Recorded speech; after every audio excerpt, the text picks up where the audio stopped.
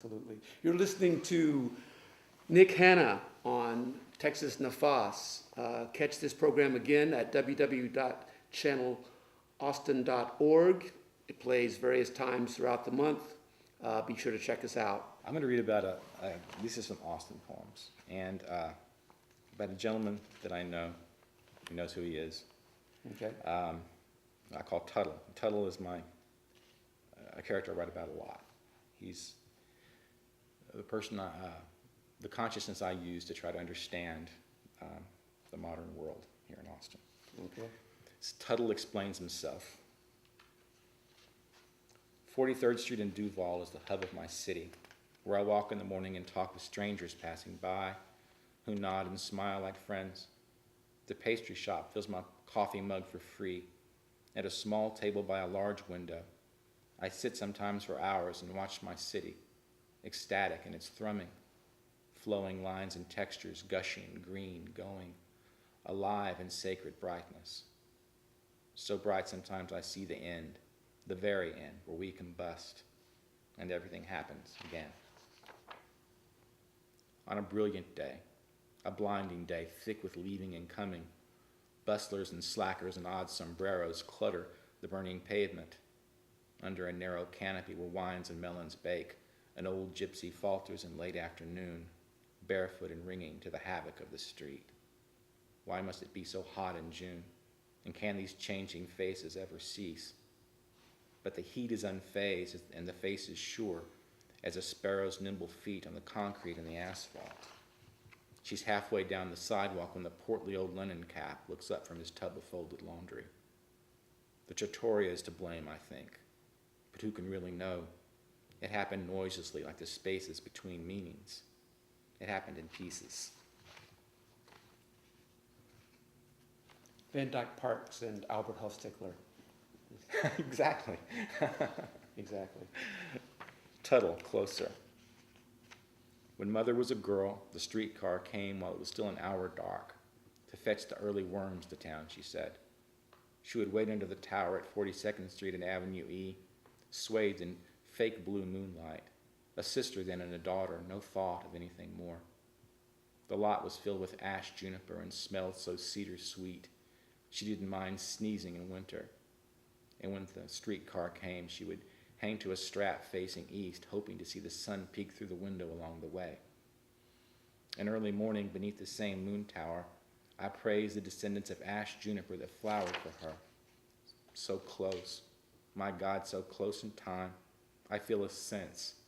It is the rest of me, the words I cannot find, the in-between where true word is, seeing square, no turning there, only this latter time. Desert sand, cactus land, and burning, burning, burning.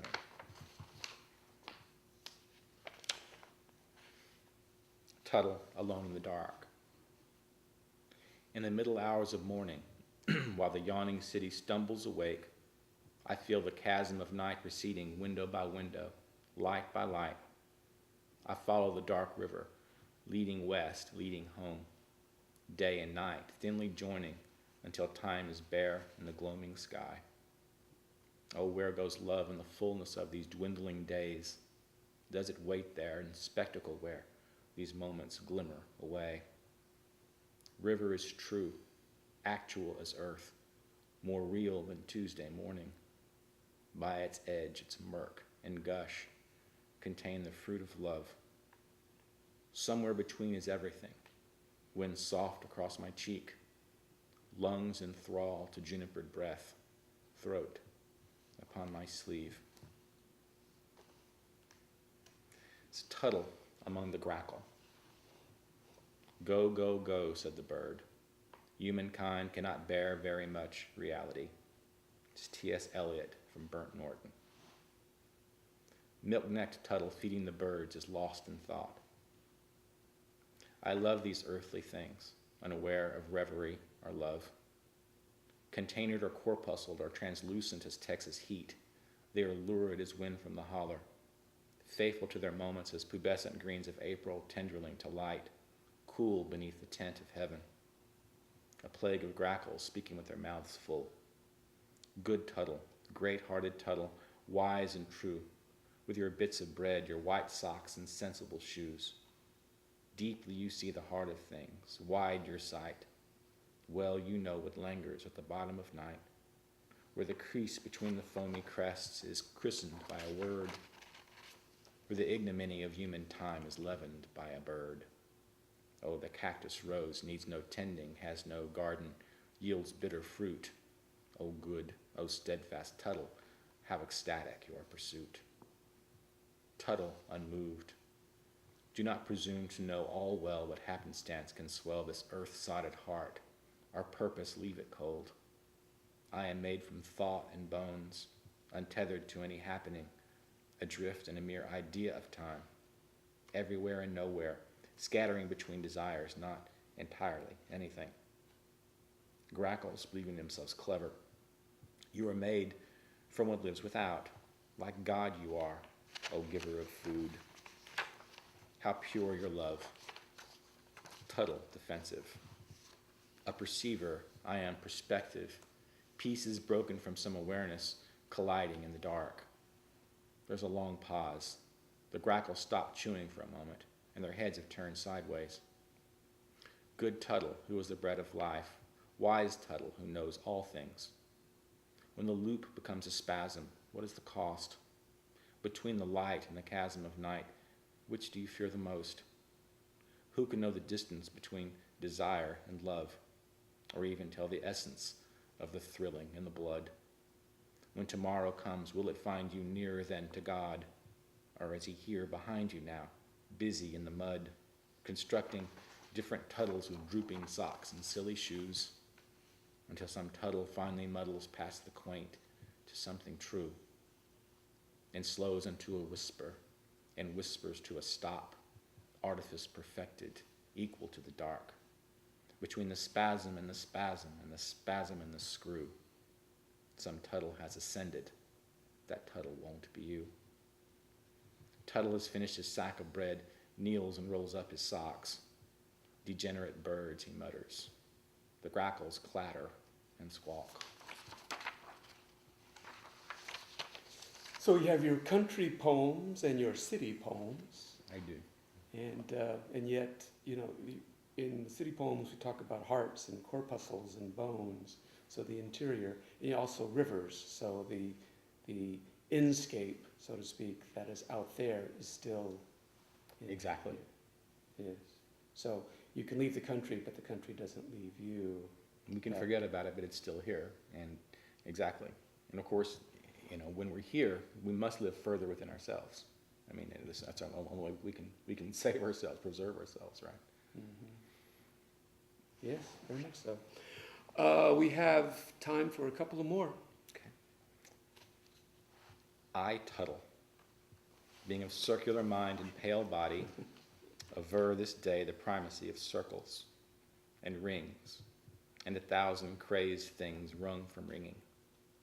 Guild women singing impossible music, lilting to stars. I dreamed a place near the edge of the world. Arctic fingers wrapped me round, and the squalling wind worked against the grasses in the breach, like they were raging against the life in me. They whispered, "We are truth." But other voices nearer said, "All things within perception's ring are dreams within other dreams. Look and wait." Without the circle these notes ascend. Word combusts, refines, and then immerses to the quiet.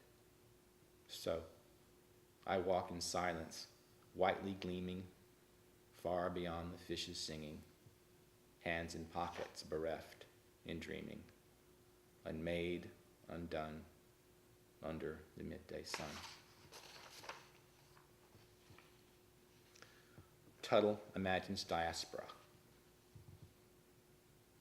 When I enter into that moonless night, by the gleaming of 1 billion dead stars, I'll remember how rare Earth was, how nearly impossible, how full and bright. When this moment ends, over spindly grass and red clay I'll tread, hackberry and mesquite glance over my head, the way to my descent. From this sanctuary among indifferent space, mine will be a better sacrament of praise. I will keep it close and safe when I enter in where dead stars live. Wow. Yeah, that's a good combination of the inner and the outer there, with the dead, stars inside us and stars out there. You have a blog?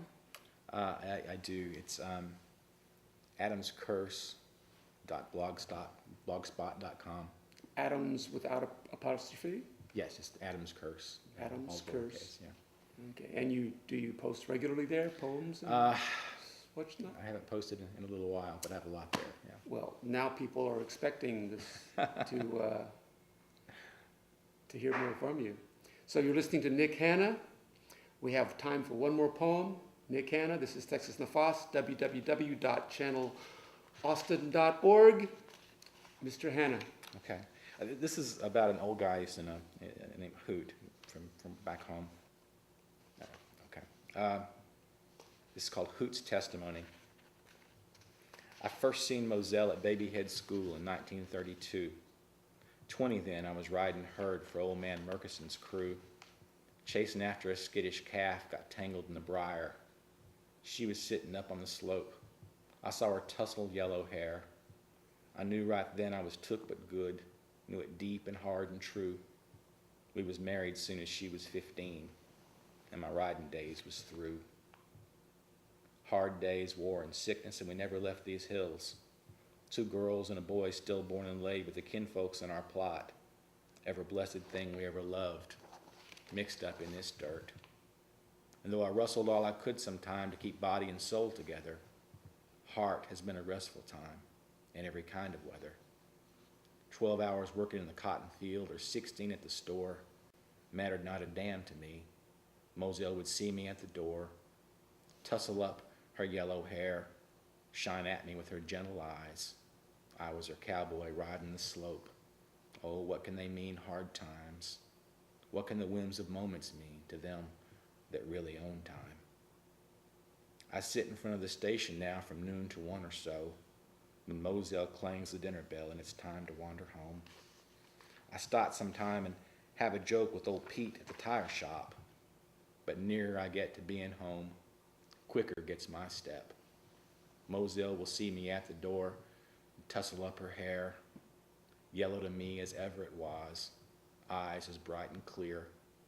What can matter days or years? Who can eons hurt? Oh, time is just a human idea, and love is mixed with dirt. What liars they are, those deniers of love. Well, McMurtry would be proud. Thank you, sir. Yes, sir. It's been a pleasure. Nick Hanna, Texas Nafas, www.channelaustin.org. Bye. This project is funded and supported in part by the City of Austin through the Cultural Arts Division and by a grant from the Texas Commission on the Arts and an award from the National Endowment for the Arts, which believes that a great nation deserves great art.